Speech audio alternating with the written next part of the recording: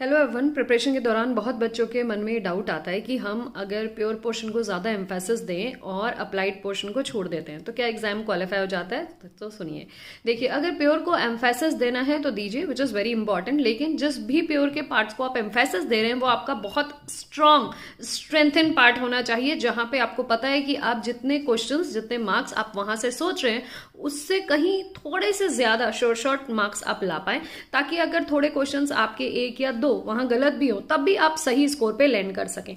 लेकिन इसके भरोसे रहने से, प्योर के भरोसे रहने से आप अप्लाइड को छोड़ दे नहीं। तो अप्लाइड में पीडी है, ओडी है, सीओवी, इंट्रीगल, एटलीस्ट 2 टॉपिक्स तो जरूर तैयार करके जाइए अगर प्योर को आप कम से कम 70 to 80% तैयार कर रहे हैं।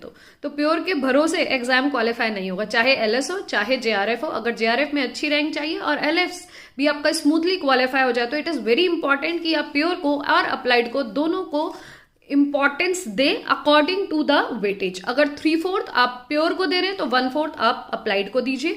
अदरवाइज आई ऑलवेज सजेस्ट कि प्योर अपनी जगह इंपॉर्टेंस रखता है और अप्लाइड अपनी जगह इंपॉर्टेंस रखता है। कभी कभी ऐसा होता है कि लेट फॉर एन एग्जाम्पल, अगर हम लीनियर बहुत अच्छा तैयार करके गए, कुछ क्वेश्चंस ऐसे आए कि लीनियर के हमारे 3-4 क्वेश्चंस तो हो गए, जो बाद के क्वेश्चंस हैं वो थोड़े डिफिकल्टी एडवांस लेवल के हैं, जो हमें लग रहा है कि हम सही अप्रोच कर रहे हैं, बट फिर भी वो कहीं ना कहीं गलत आंसर दे रहे हैं या हम गलत आंसर पे लैंड कर रहे हैं। तो उसके लिए क्या रहेगा, आपके पास सेफ साइड के लिए अगर आपने सीओवी तैयार किया, आपने पीडी तैयार किया, आपने ओडी तैयार किया, कुछ टॉपिक्स तो हैं जो हर बार आते हैं, फ्रीक्वेंटली रिपीट होते हैं, जो इजी हैं, जिनको आप कर सकते हैं, कम से कम उनके 30 से 40 पीवाईक्यूज ही बहुत हैं, आप प्रैक्टिस कर लें तो वो क्वेश्चन अगर आपको मिल जाए पार्ट बी पार्ट सी पे, तो आप सही क्वेश्चन करके अपने मार्क्स अचीव कर सकते हैं। तो यहां ये कहना गलत होगा कि यार सिर्फ प्योर ही करके एग्जाम क्वालिफाई होगा या मैं अप्लाइड छोड़ दूं। नो, तो प्योर को भी अहमियत दीजिए और अप्लाइड को भी अहमियत दीजिए। तो it plays a very major role. आपको अपने अकॉर्डिंग सोचना होगा कि प्योर को कितनी इनफैक्ट इंपॉर्टेंस देनी है और अप्लाइड पोर्शन को कितनी इंपॉर्टेंस देनी है। अगर एक बार को लग रही है कि यार